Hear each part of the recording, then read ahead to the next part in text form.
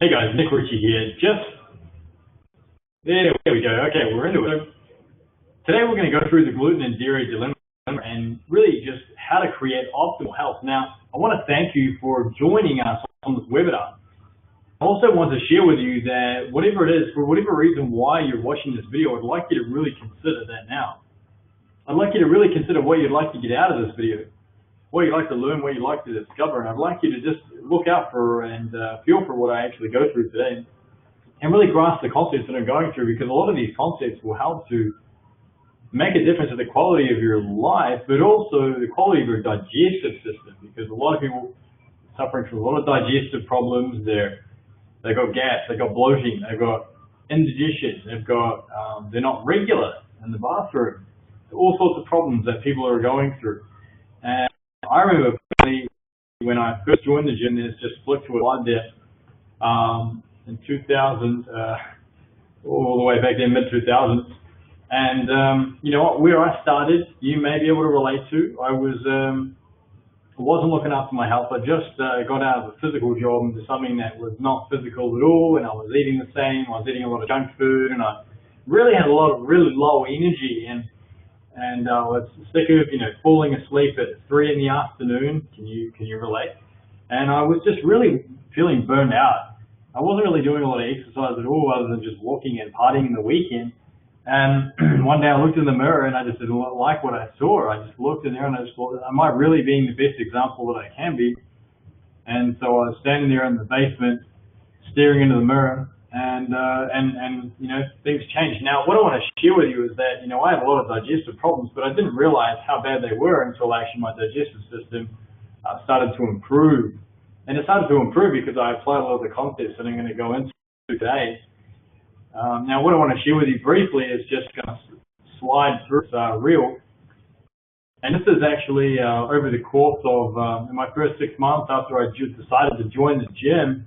I went from the picture on the lower to the picture on the upper, more so the picture on the lower here with a gray t-shirt. So I don't share that to impress you, but to impress upon you that it's not really necessarily about what you know. You can have all the education in the world, but it's actually about how you apply what you know. So, all of us know we should eat healthier, but are we already doing it? And I just want to share with you that you can achieve whatever you set your mind to. It's not the biggest limitations are the ones we set ourselves. And when I did join the gym, I said to the membership consultant, I want to look like Brad Pitt and Spike.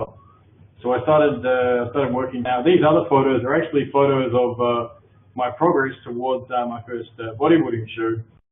So I worked really hard towards that. That was around about my first year of training, roughly. So I worked really hard towards that, and you can see the gradual changes there until I eventually got to that show and flex and all that sort of stuff.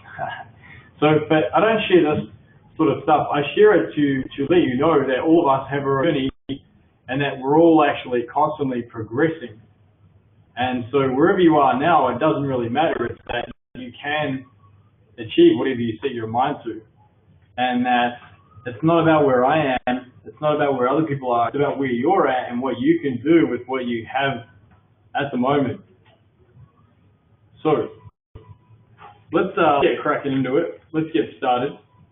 So why are you really here? Maybe you're sick and tired of the weight loss roller coaster. Maybe you're just tired of having a sore stomach. Maybe you're interested in gut health.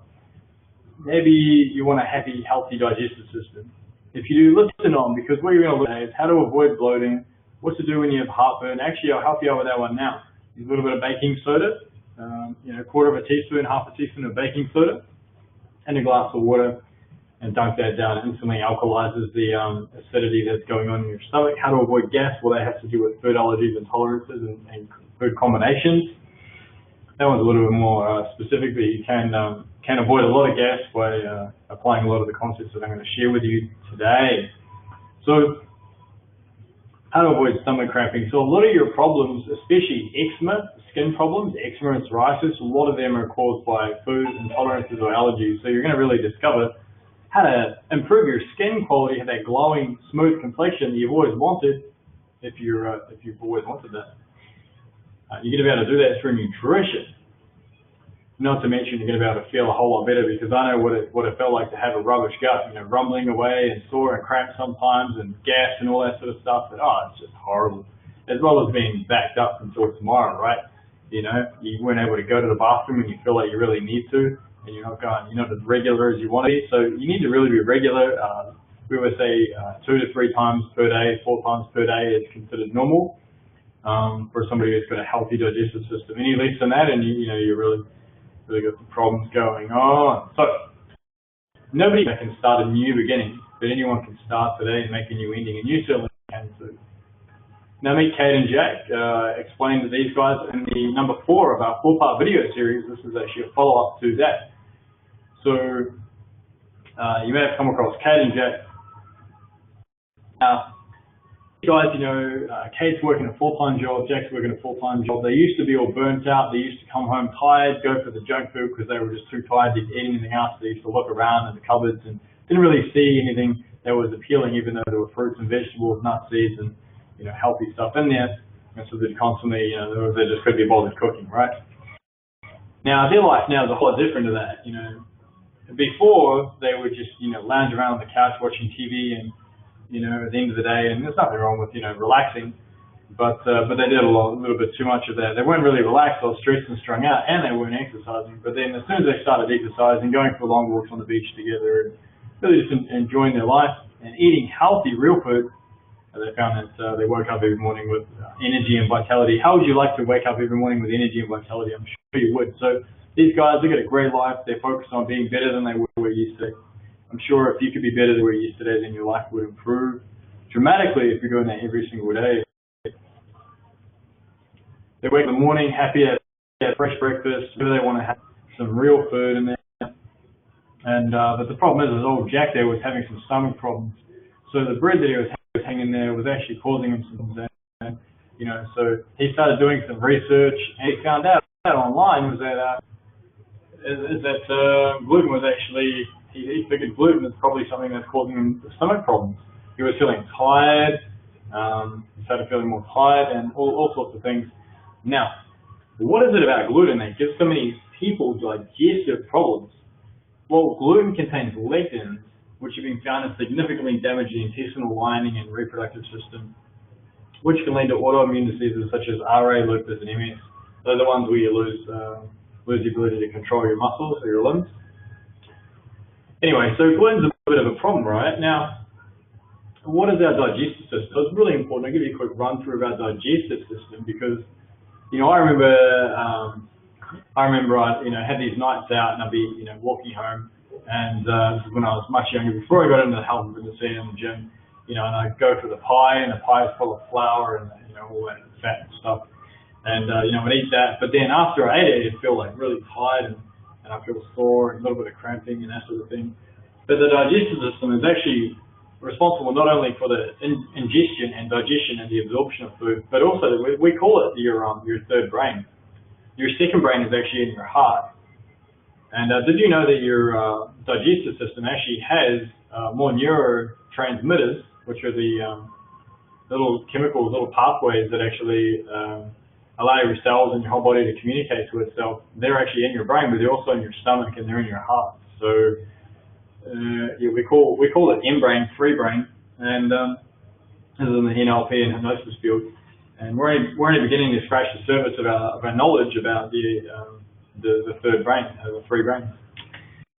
Okay, so what is our stomach? Well, the stomach is responsible for the stages of digestion. It contains enzymes and acids.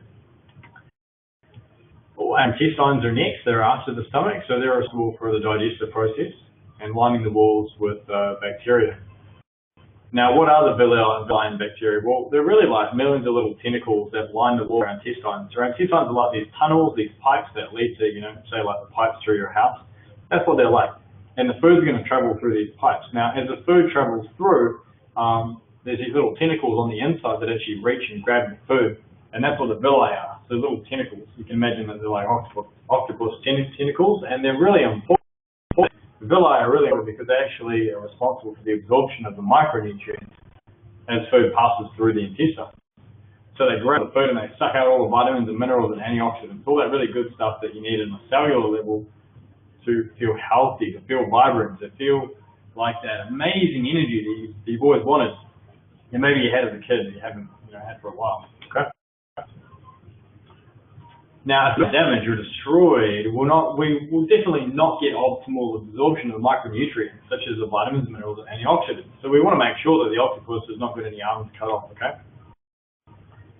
But what's interesting is that the American Medical Association actually changed their stance. So at one point they said, oh no, people don't need vitamins, they don't need to supplement vitamins, they don't need any of that stuff. But according to their research on the crops, the genetically engineered crops, insufficient vitamin intake is apparently a cause of chronic disease. Now, if you don't know what chronic diseases are, they're cancer, stroke, diabetes, Alzheimer's, these things. Now, most people do not consume an optimal amount of all vitamins by diet alone. That's what the American Medical Association had to say. So if the American Medical Association says that they're the biggest medical association in the world, then you can pretty much guarantee that they're pretty much spot on. And that's no surprise based upon the information that we went through in the last seminar, where we went into soil quality and crop quality and how there's pretty much nothing in the food. There's very little in the non-organic food. When you're buying organic and you're buying organic from from locals that actually take care of the soil and manure and mulch and all that stuff, the fruits and vegetables tend to have a lot more bang for their buck in terms of vitamins and minerals and goodies. So what does chronic disease really mean for all of us? Well, really, chronic disease is the leading cause of premature death in Australia. So kids are being born with it, and adults are passing away at ages 18, 20, 30, 35, 40, 50. If you think that's too young, well, so it's too young with kids, right? So let's see what heart disease is: 22,000 a year, strokes 11,000 a year, dementia, Alzheimer's 8,000 a year. So obviously these stats are alarming. They're alarming because it's a wake-up call. It's a wake-up call for us to start doing something different. If we continue to do as we've always done, of course we'll continue getting as we've always gotten. That's really cliche. That's probably the most cliche thing that's out there, but it's true. Okay, what's really going on when we consume gluten? Now, it's obvious that just looking around, something is really gone wrong with our lifestyles. I mean, for example, this gym is actually over the road from a bakery. Now, I'm all for, foods that are kind of highly processed now and again, maybe a few, once, twice, maybe a few times a week, but not every day, and certainly not as a regular part of the diet.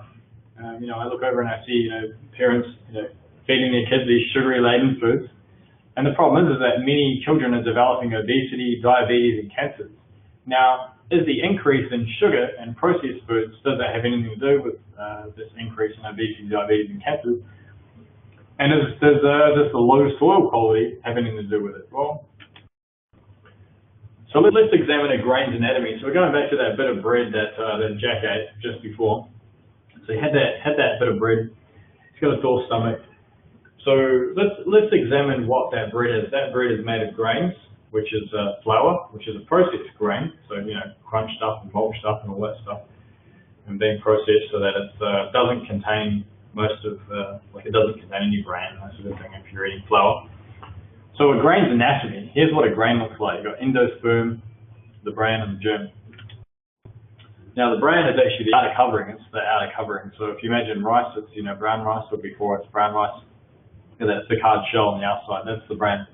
And that contains vitamins, minerals, and also anti-nutrients, which is poison, designed to prevent predation, eating of the grain, okay? Endosperm, that's actually the energy supply of the growing grain embryo. So, the rice will grow, and it's supposed to, fall off and then start to flourish and produce another grain, another field or another plant of rice. So, and this isn't just rice, okay? This is like more, we're not really looking at rice, but I'm just giving you an example as a visual. What we're looking at is more like grains, like flour, okay? So the endosperm is mainly starch with a bit of protein. Germ, responsible for the reproductive portion of the grain. We say reproduce. Now, traditionally, we want to really go with a give a little, take a little. So critters eat these fruits like blueberries and they pass the seeds on out the other end. The blueberry wins and the critter wins, okay? So the digestive system can't actually break down the seeds, and neither can us. But instead, gluten, it's a lot like poison ivy, okay? So poison ivy actually develops chemical warfare. The immune system actually attacks the oil, which creates inflammation, and this leads to a rash. So if you get that stuff on your skin, it's actually your own body attacking the oil. It's actually your own body attacking itself in a way. And that's what creates the inflammation rash. So what's really a grain's defense? Now, lectins can't be broken down in the stomach, so they enter our intestines, the guns blazing and alarming our immune system. So here's how that looks. So when you eat bread, for example, a battle goes on in your intestines. So our immune system, which is kind of like our army, that's supposed to actually help prevent illness and problems to the body. Okay. So it actually treats lectins which are inside of the grain. It treats these lectins as foreign invaders like bacteria, viruses, or parasites. So it's the same as if you get a nasty worm and you swallow it. So your immune system treats the lectins inside flour or inside grains the same as it treats a parasite or a worm. Now our immune system attacks with antibodies. So the antibodies are that little guy, little green guy, and the lectins are the purple guys coming from the flour, okay, invading your intestines. So really what happens is the good guy becomes the bad guy. So these antibodies are mistaken for certain proteins and actually latch on to areas of the body, your pancreas, for example. So what your body actually does is it starts to attack itself. So what started off an antibody actually went and attached itself to your heart, for example, and then your immune system starts attacking your heart, thinking that the antibody is actually an invader, a foreign invader. So it's a really kind of tricky thing that's going on here. It's a bit of a switcheroo. Now, the long-term damage of eating these types of foods, these processed foods, is that you end up like Dr. Terry Rules, okay? So that's her on the left, 2007. She is a doctor, medical doctor, GP, working in a hospital. And what happened was that, in her case, her pancreas was damaged and destroyed because the body was attacking itself. Over the years, it takes a while, but it might take 5 years, 10 years, 20 years, 30 years, but eventually the problem shows up. And then you become, type 1 diabetic. Or if that protein attached to your myelin sheath, you develop MS, okay? So if you're getting the point here now, the body attacks itself when you eat certain foods, and eventually it wears down like rust and steel, and eventually that steel gets weak and breaks. So the same as your body gets weak and breaks. Too much of a hammering, eventually it falls over. So Kate had to do some research, and she came across Dr. Terry Wall's YouTube clip, and Dr. Terry Wall actually reversed her disease. And I'm going to share with you exactly how she did it. And in her words, she said, eat daily 3 cups of green leaves, 3 cups of salt for rich vegetables, organic, of course, organic, 3 cups of bright colour, and 3 cups of grass-fed meat, organ meat, and seaweed. All right, so that's her suggestion, daily. Okay, so 3 cups is a heat dinner plate.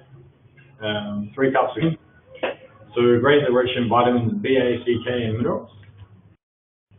Kale is a good green one, has the most nutrition per calorie of any plant. B vitamins actually protect your brain cells. So you remember the movie The Notebook, if you haven't seen it, based on a romance novel, I believe. And the whole movie is based around this couple. And what you don't realize is that the old couple who are kind of narrating the movie are actually the young couple that the movie keeps referring back to or flicking back to.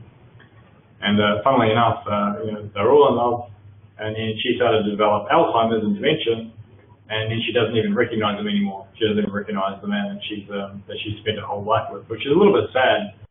If you've ever known anybody who's had dementia, I certainly have, and it's not a good thing. So it's something that we need to prevent, because the last thing you want to do is get to the end of your life and not remember any of the people that you spent your life in. And that goes to the question, well, what happens once your physical body dies? What do you remember, if anything?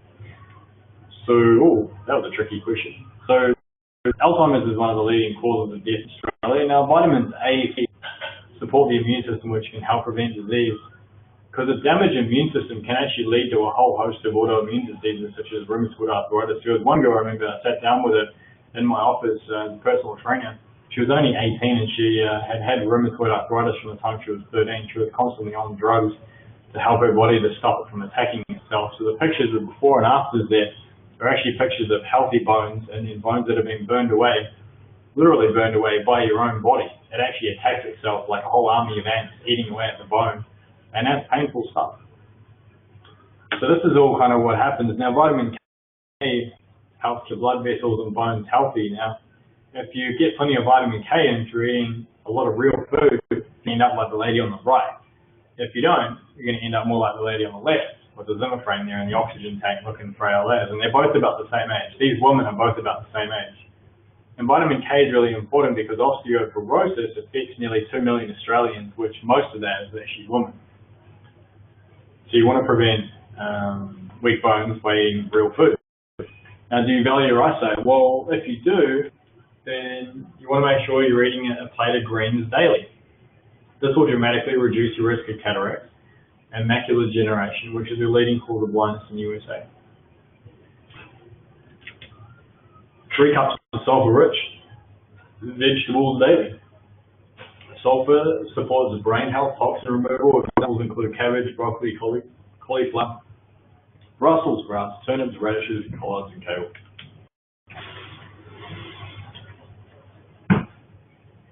Okay, and along with onions, garlic, leeks, chive, 3 cups of colors daily. You get all the bright stuff in there as well. 3 cups of those. Fruits, vegetables contain potent antioxidants called flavonoids and polyphenols that help protect your cells from free radical damage. Also consume omega-3 rich protein. Omega-3 rich protein such as salmon herring help protect your brain and make sure you have straight jaw and teeth. A lot of kids who grew up with crooked teeth or jaws that were either too far forward or too far back, a lot of it was due to an insufficiency of not having enough omega-3s in the diet. Okay, grass-fed beef contains omega-3s and the potent antioxidants CLA, vitamin E, and C. You'll notice that traditional grain-fed, the vitamin C level is at 150 and grass-fed is at 250. Vitamin E, grass-fed got a lot more. Now, the great thing about grass-fed is that not only does it have a lot of vitamin E in it, a lot of vitamin C, it also has omega-3s, which the grain-fed stuff has none of. And omega-3s, well, you think you usually get them from fish, right? But the only reason that we haven't traditionally considered omega-3s coming from red meats or red meats is because a lot of the commercial red meat, which you see on the mass supermarket shelves, is actually grain-fed, and that's just where you're feeding animals grains, which we know what they do to people. So try to avoid that. Organ meats, if you're really keen, organ meats are liver, heart, tongue gizzards once per week, only once per week. And that's really going to help to dramatically improve your heart health. Seaweed, which is full of iodine, it's good for your metabolism, and selenium, which is really important for insulating the brain wiring, removing heavy metals, and preventing breast cancer. That's pretty cool. Committed and reduced food allergies. So really, gluten and casein, dairy, associated with eczema, infertility, irritable bowel, fibromyalgia, chronic fatigue, arthritis, headaches, and ADHD. So really, you want to cut out the gluten and dairy. Now, the reason we didn't go so much into milk is because the same thing actually happens when you eat milk. The body attacks itself. Now, casein is actually a big problem. It's like glue in the body. And the problem is that normal cow's milk has about 20% casein naturally, organically. Okay? But because the cows that produce your cheap milk here in Australia are injected with hormones and pumped up and fed GMO grass and all sorts of stuff, it actually not only does it increase the amount of milk they produce, but it also increases the casein content from 20% to 80%, and that's where you get a lot of your problems because of the hormones and antibiotics. And I know because I dropped out of high school to work on a dairy farm, and I was there for just over 6 months, so I know exactly what's going on with the milk, and it's not good. So Kate and Jack got a great life. They eat real salads and fruits and vegetables, nuts, legumes, beans, and grass-fed meats from time to time. So what choice will you make? Will you end up, like Dr. Terry Walls, who's actually a medical doctor who's supposed to be the pinnacle of health, ending up in a wheelchair, or will you really take action like she did, but before any illness sets in? Because really, it's not about what's happening to you now or what's happened in your past that determines who you become. Rather, it's your decisions about what to focus on, what things mean to you, and what you're going to do about them that will ultimately determine where you end up. So the two successes really to take massive determined action. So take action now. Your free personal training session and 7-day pass. So just wrapping up with us today. Wrapping up. if you follow the directions of Dr. Terry Walls that I went through earlier, follow the directions of eating more real food, you'll find that your stomach problems will disappear, your eczema, your skin problems will disappear, your psoriasis will disappear, your bloating will disappear, your gas will disappear for the most part. Also, your bowel movements will become regular, which is really important for your health. So I hope you found this really useful. Feel free to share it by clicking the share button or the like button below. And just make sure you take action. If you're not already a member at Anytime Fitness Girrawheen, make sure that you give us a call at 93434903 and book in your free personal training session and 7-day pass so we can help you kickstart your health and fitness goals. Thanks for watching. We'll catch up with you very soon.